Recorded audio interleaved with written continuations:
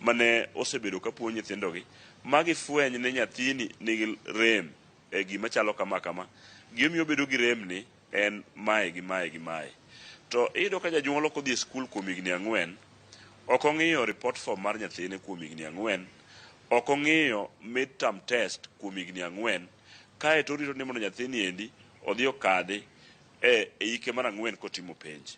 Aparo ni jonyuol mancho timo gigi ne ok gin jonyuol man gi weche lony kata gi paro kata gi ng'eyo mar somo. An nyathina en achiel kuom nyithindo mane timo penj e higani. To kana dhi skul, sama dhi skul tajiwe ne nyathina ma iyudo no mane marks mari moromo gik mane isomo.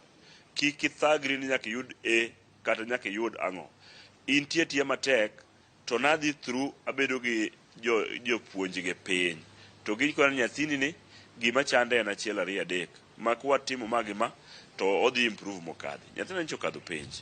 Kore gi omiyo atemo wacho ne nyithindwa mantiere skul gi jonyuol, wanyalo bedo mamor ka wachikore ne wariembo japuonj skul. Nyathi ma samoro iriembo na japuonj ni inya tere modogo nuo kamoro ma samoro kadho penj ka to dhi obedo japuonj. Ka to chieng' moro imbe kuri bedo penj neno ka nyathini mani puonjo bende chak riembo ting'e wich ne nyithindo ko kadho penj. Sama pok wakawo chike lwetwa kaka jonyuol, ok wapar ni japuonj cha bende en janyuol to kendo en jaod miyo moro, en wede jomoko ma sami ting'e no nyaka wedege, nyaka chiege, nyaka nyithinde bende nene ka wuon gi no ting'i kalo godo rangach nikech nyathi ng'ato ne ok okalo penj. Aparo ni nyaka wakwed ma e okang' mamalo. Mar ariyo, kadok kuom jopuonjwa, puonj ok en tich miwacho ni somo puonj mondo idhi ti. Puonj en luong, nikech gik ma jopuonj kadhe mondo gipuonj nyathi makadh penj oingo msara michulogi. Kendo ok wanyalo wacho ni msara michulo jopuonj oromo mondo gipuonj go nyithindo gi sacrifice. But jopuonj ka endi bende mana ka wan gi jonyuol maricho ma nyalo dhi kawo japuonj mating', eka wan gi jopuonj bende ma samoro bende ok becho. Gikawo tijno gibiro gibedo e class for few minutes to onge, ineno kowuotho e laro kucha. Kata kitieko lesson mari mani puonj nyathi, taparo ni onego bed ni pod ibedo gi time again mar ng'iyo ni kisenono penj mag midterm test and end term test, ting'iyo ni nyithindagi ma ok okadho ni en a slow learner. Ang'o kaka nyalo konye mondo mi owinj gima puonjo mondo chieng' moro kal penj.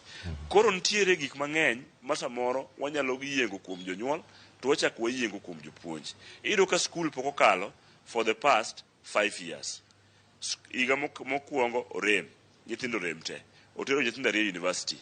Higa mar 2 otero 1, higa mar 3 ok otero, higa mar 4 jonyuol chako penjore ang'o mosetimore momiyo maendi pok otimore.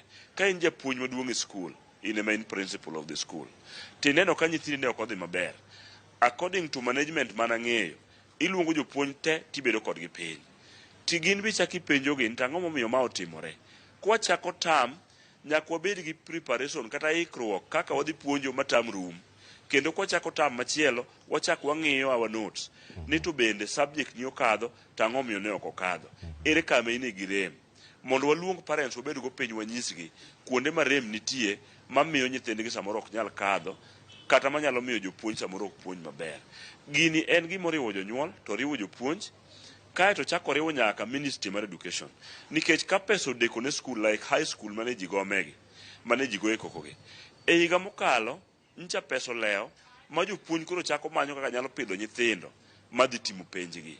Ana witness ni japuonj moro maduong' nobiro ira ni koro gidhi timo penj to pesa pok obiro to nyithindo be onge gi chiemo. Apa ni nchu witness ka skunde mang'eny nyithindo ncha gomo nikech chiemo onge. Mane chuno jopuonj madongo gi ni kar mondo ng'i kaka nyithindo somo to chako dok kir nyaka ir well wishers, jok manyalo konye mondo nyithindo some skul. Koro aparo ni rem mar nyithindo masani en gima oriwo jonyuol, nikech jonyuol ncha ok participate so well, to en gima ochako riwo jopuonj mane ok obedo penj mondo luong jonyuol obed go penj onyis performance mag nyithindgi. Kato chako riwo ministry mar education mancha ok omiyo skunde pesa in time mondo jopuonj oyud thuolo kata mar puonjo nyithindo ka nyithindo nitiere gi chiemo ma ginyalo chamo to gik mang'eny mane nyalo dwarore e skul. Koro aparo ni en gima notimore mok ber to ok onego chak otimre kendo. Ahero ga wacho ni wa learn by experience. Kama nosetimore wachako higa ni, ang'o ma dwa tim manyalo miyo wagero skundewa mondo chieng' moro chak obed gi midhiero machalo gima notimore ni. Kik wiwa wil ni pod wantiere gi higni 3 mondo wawuog e 844.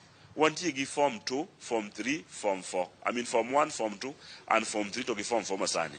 Gin pod gidhi through the same. Gin nyaka wang'e result ni wuok machal nade madhi qualify nyithindewa mondo dhi e university.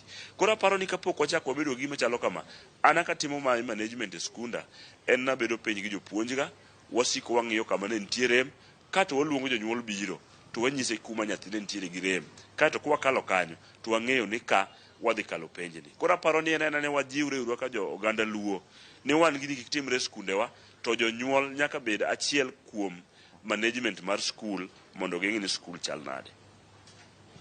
Agoni erokamano ahinya Newton Ogada, jalony weche mag somo. Ang'e nang'o duoko mondo mi ka warange ere kaka inyalo tieke chuth mondo mi tim makama kik nuore kata rem yudo duoko makare to oganda donjo e ng'anyo e sikunde kendo rocho ratich jopuonj. En tim moro manyalo bedo kanyo e kinde mabiro koso oyo. Ang' warangane kanyo kaka inyalo tieke to penjo makamano bende ang'e ni ang' watero achiel kachiel.